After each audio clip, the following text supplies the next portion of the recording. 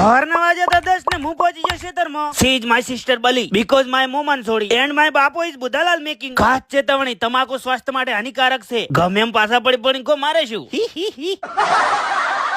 કામ કરતા કરતા સરપંચ સાહેબ લઈને આયા ચા નાસ્તો. ચા તો કોઈ હું પીતો નથી અને રહી વાત નાસ્તાની, બસ આવો હલકો ખોરાક લઉં વજન ના વધી જાય એટલે.